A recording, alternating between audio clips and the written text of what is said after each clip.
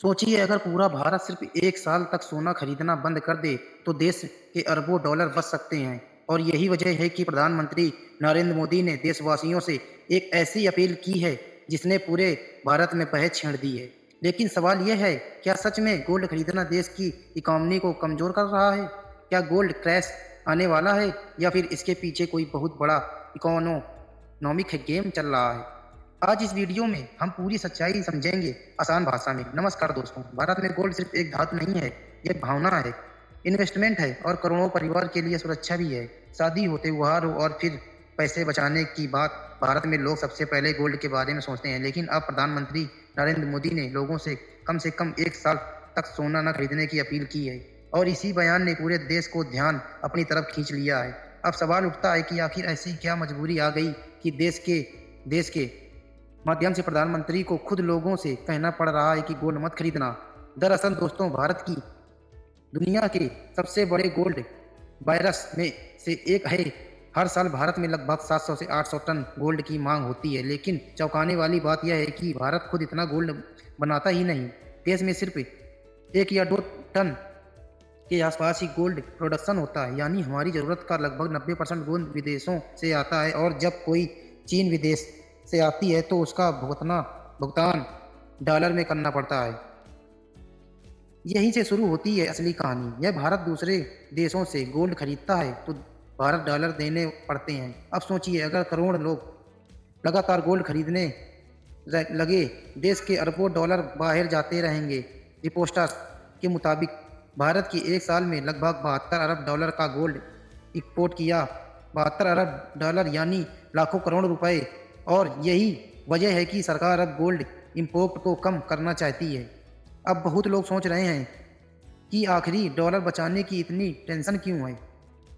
तो इसका देश के पास ज़्यादा फॉरेक्स रिजर्व होता है, जो वह मुश्किल समय में अपनी इकॉनमी को संभाल सकता है। लेकिन अगर रिजर्व तेज से कम होने लगे तो करेंसी कमज़ोर होने लगती है, महंगाई बढ़ सकती है और इकॉनमी पर दबाव आ सकता है। रिपोर्टर्स के अनुसार भारत का विदेशी मुद्रा भंडार पहले लगभग 728 अरब डॉलर तक पहुंच गया था, लेकिन वैश्विक अनिश्चितताओं के कारण यह घटकर करीब 691 अरब डॉलर के आसपास आ गया है। यानी दुनिया में जो हालात चल रहे हैं, उनका असर भारत पर भी। आसपास के लिए बात करते कि दुनिया में कार भारत के साथ बढ़ रहा है।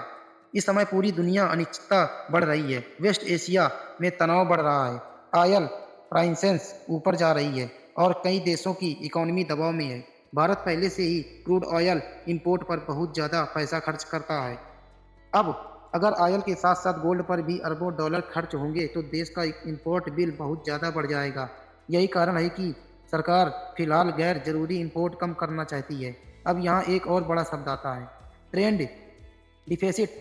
इसे आसान भाषा में समझिए, अगर कोई देश बाहर से ज़्यादा सामान खरीदता है और बेच कम पाता है, तो जो फ़र्क बनता है उसे ट्रेंड डिफिसिट कहते हैं। भारत अभी बड़ी मात्रा में ऑयल और गोल्ड इंपोर्ट करता है और इसी वजह से देश के बहुत ज़्यादा डॉलर बाहर जाते हैं। अगर गोल्ड इंपोर्ट कम हो जाए तो ट्रेंड डिफिसिट भी कम हो सकता है।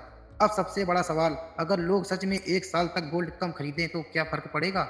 रिपोर्टर्स के मुताबिक अगर गोल्ड इंपोर्ट में सिर्फ 30 से 40% की कमी आती है तो भारत लगभग 20 से 25 अरब डॉलर बचा सकता है। और अगर इंपोर्ट आधा हो जाए तो करीब 36 अरब डॉलर तक की बचत संभव है। दोस्तों, यह बहुत बड़ी रकम है।